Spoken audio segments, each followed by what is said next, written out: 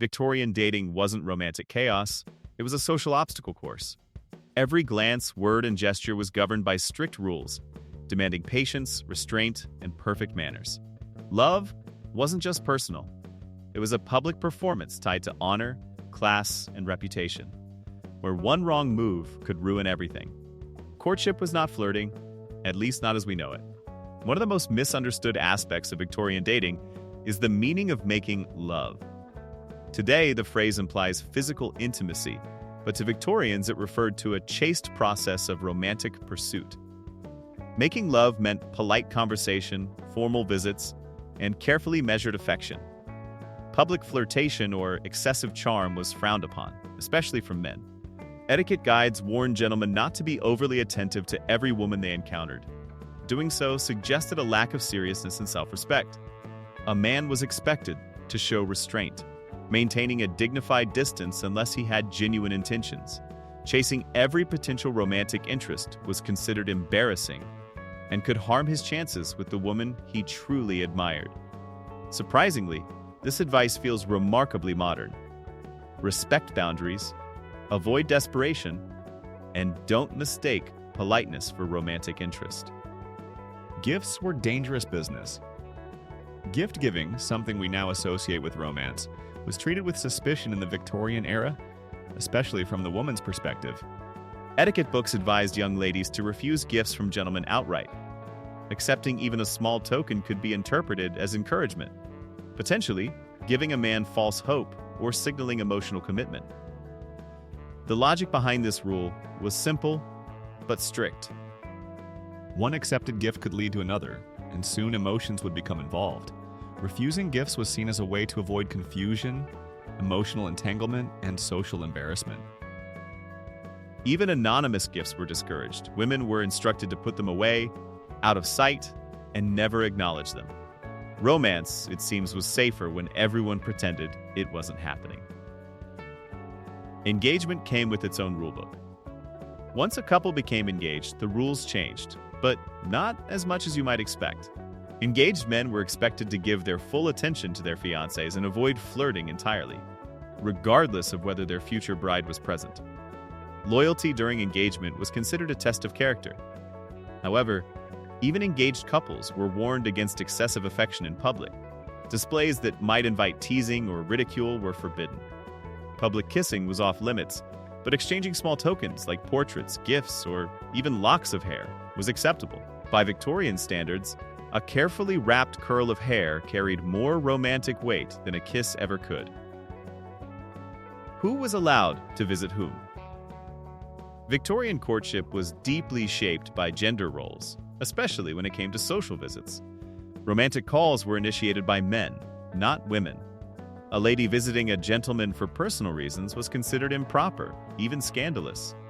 Professional or official visits were the only acceptable exception. Men, on the other hand, enjoyed far more freedom. They could call on women, including married ones, as long as they followed certain rules. Visiting a married woman required the full knowledge and approval of her husband. While this may sound bizarre today, it reflected Victorian priorities. Preserving appearances and protecting reputations mattered more than privacy or emotional nuance. Chivalry was a serious obligation. Despite the rigid restrictions, Victorian men were expected to act as protectors. Etiquette manuals emphasized a gentleman's duty to defend a woman's honor, especially in social disputes. If a woman was verbally attacked, her male companion was expected to intervene. Even if she had caused the conflict, the gentleman was advised to mediate or apologize on her behalf. Failing to support her could damage his reputation just as much as overreacting. Taking the other party's side too enthusiastically was considered ill-bred. Navigating these situations required diplomacy, patience, and a willingness to swallow one's pride, qualities Victorians believed defined true masculinity. Dancing did not equal permission to talk. Few Victorian rules seem stranger to modern readers than those surrounding dancing. Being introduced to someone for a dance did not grant permission to speak freely. If a man and woman had not been formally introduced before the dance, etiquette dictated that they should not converse during or after it. Conversation was only permitted once a hostess officially introduced the pair. Until then, the most acceptable acknowledgement was a polite lift of the hat when passing. Dancing together, sharing music, and standing inches apart still did not justify casual conversation. Romance, it seems, moved at a glacial pace. Respect was the ultimate attraction. Victorian dating manuals repeatedly emphasized reverence toward women. Men were advised to treat women with respect in every setting. Believing this behavior cultivated gentlemanly habits and increased one's chances of marriage. Small gestures mattered enormously, carrying a lady's bag, helping her onto a train, or ensuring her comfort while traveling. Travel, in particular, was seen as a revealing test of character. Etiquette writers believed that journeys exposed both the best and worst traits in a person. A man who remained considerate under stress proved himself worthy of trust and affection. Mixed signals could ruin lives. Unlike women, who were granted limited social flirtation, men were strongly warned against ambiguous behavior. Allowing a woman to believe she was romantically desired, without sincere intentions, was considered deeply ungentlemanly. This was not merely about hurt feelings. The consequences could be severe. Men who misled women risked social disgrace, forced marriages driven by guilt, or even violent retaliation from offended families. Victorian society treated emotional manipulation as a serious moral failing. Clarity of intention was not just polite, it was a form of social responsibility. Even walking together had rules. One of the most enduring Victorian customs involved sidewalk etiquette. When walking with a woman, a gentleman was expected to take the side closest to the street.